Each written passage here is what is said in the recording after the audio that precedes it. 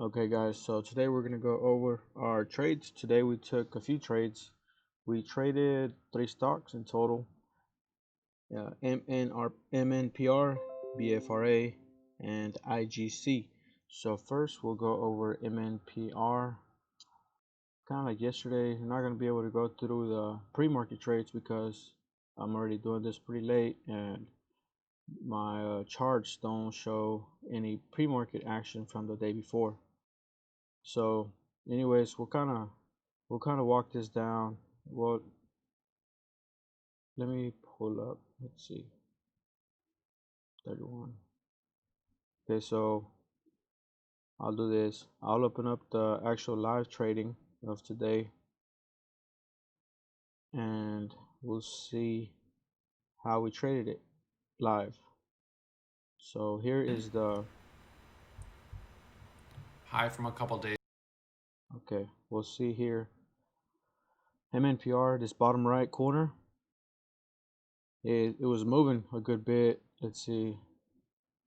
I'll kind of just show you what I saw whenever I jumped in. Okay, so here it broke $13 to the upside. It pulled back, and as soon as I saw green volume coming in here at $13, break of the whole dollar, boom, I jumped in. I jumped in with 200 shares at $12.96. Immediately popped up to $13.50, and I got out. So nice 50-cent break on that entry with 200 shares from on MNPR from 13 to 13.50. Let's see if I took any more trades. No, it looks like that was it on that one. I did take more trades, but we could actually see the chart here. So we'll break it down. This stock was moving. Hey, somebody around here too? This stock made a huge move. I can't be with you. Close that CBD blow.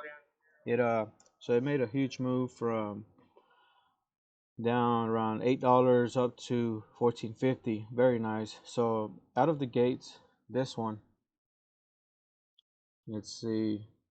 It looks like I jumped in here around $13 and sold up here at $13.50. Okay, that was that one trade.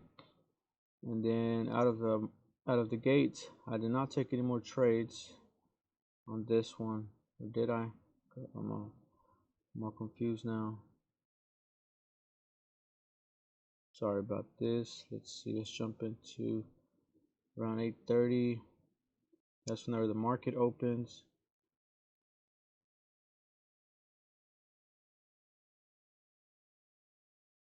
Okay, so no, I did not take any more trades on that one. It was just that one where I had jumped in. Well, anyways, I'm not sure why my level 2 on light speed it freezes like the first 5 seconds. As soon as the market opens, it freezes from like 8, 3 seconds right before the market opens, and then 3 seconds after the market opens. My level 2 is just frozen, so I can't see any of the price action. And I usually like to enter around those levels because those are usually whenever you get those big squeezes. In this case, it opened around let's see, 13.50, and here it squeezed all the way up to 14.40. Nice squeeze up here. It did sell off pretty hard. It bounced. So this one offered another gap and go opportunity as well as a bottom bounce. So you could have bought for a gap and go entry, nice squeeze up, take your profit, and then as it came down, jump in at the bottom end and sell on the pop up. This one did not hold up. It ended up coming back down to 1202. It halted going down, and so this one I was like, okay, well this is a pretty strong drop. I'm gonna jump in for the break of VWAP to the upside, and I jumped in here around the 12, right under $12, around 11.90. As soon as I saw green volume coming in for a break of this level, break of the whole dollar, possibly back up to 13. It did not. It failed. It came down to 11.50. I added to my position. It came all the way down to around 11. I added around 11.40. It squeezed up to around 11.50 and I sold there. It was kind of like a break-even trade, and then there it just kind of kept on going down. I did not take any more trades. Unfortunately, that one was very weak out of the gates. Well, I mean, you did have these opportunities here, of course, but after those short opportunities, it did fail and it did not recover. The next trade was on BFRA. Let's see, BFRA was traded. Okay, here. Okay, BFRA made a huge move. This thing was just crazy. So it started trading around $21. It hit a high of 41.69. So on the daily, you can see that it barely broke that level. And so this is kind of interesting for tomorrow. We'll see what it does. Maybe another move up for a possible tap of $55 from a break of 40 up to 55, and possibly even higher. This is setting up nicely actually for a swing trade. But anyways, we'll jump into the 1 minute chart and see where we traded it. I did not take any trades here because the volume was pretty low. It did hit a high of 41.69, almost 42. It halted very bad, from 41.96 up to 37.76. So 37, actually it was pretty close to 38. Let's say 38, all the way down to $23, the low of 23. So that was a huge drop. I jumped in on that drop. It did halt, took forever, it halted forever. But after it resumed, I jumped in almost at the very bottom of this candle, which was pretty impressive. I jumped in here near the low, around $24, and sold at 26. So a whole $2 per share from my entry. It was with small share size because this one could have easily came back down and just continued to go lower. It did halt going up 29.75 and it came all the way up to $34. So definitely a nice bounce from that low. So let's see if we took any more trades. No, it looks like that was it, just that one trade. The last stock we traded was IGC. IGC, looks like we only took one trade on this one, on this stock. So here we can see that we'll jump into the 5 minute chart so we can see the action. So it was under $1 stock, and then it started squeezing up from 75 cents all the way up to 205, and it pulled back. It did halt a few times going up. It pulled back, pretty hard drop, and on this move back up, that's where I jumped in. Jump into the 1 minute chart. Oops. And so we can see how it was traded.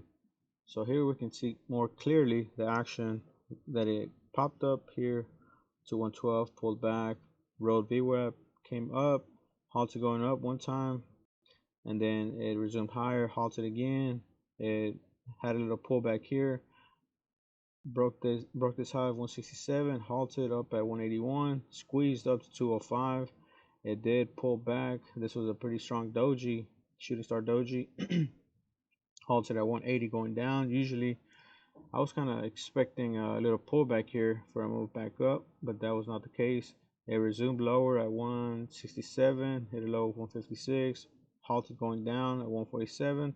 So I was on this halt since we had two halts going down. I was kind of expecting a little pullback here. We did have high red volume on this candle, so that was pretty risky. And then we had two red strong volume bars on this one, so this was definitely going to have to be a quick trade. It halted at 147 going down, so when it resumed at 142. As soon as I saw some buying, some green buying going on, I jumped in around 146, sold up here around 155. So nice little 10-cent profit, and I was out. It did halt going up, but I was already out by that time. It resumed a little bit lower. It squeezed up. It opened at 164, hit a high of 166, and here it just pulled back, and it popped up again, and it just failed and broke VWAP to the downside. So this one was it was kind of all over the place, really. Cleanest moves was the first few halts going up, so that's something to keep in mind. We lately these stocks have been making three stocks the 3 halts going up. And then on the other stock that we had was BFRA. We had, let's see, 1, 2, 3, 4 halts going up. And MNPR, we didn't have any. Well, we had one going down, but we didn't have any going up. So that's one thing to keep an eye on. Stocks that are halting going up. Usually, if they halt one time or 2 times, there's a good chance they'll halt another time. So potentially an opportunity there for a move higher. And then for the gap and go setups, that has been working pretty nicely. Not for me though, because of the way my platform, my trader platform freezes up. But if it wasn't for that, definitely nice opportunities. Nice squeezes, nice 50 cent, $1, $1.50 squeezes to the upside, and then so you take profit up there, and then as it comes down, uh, you buy that dip for the move higher, and that's your day right there. All right, guys. So any questions? Just let me know.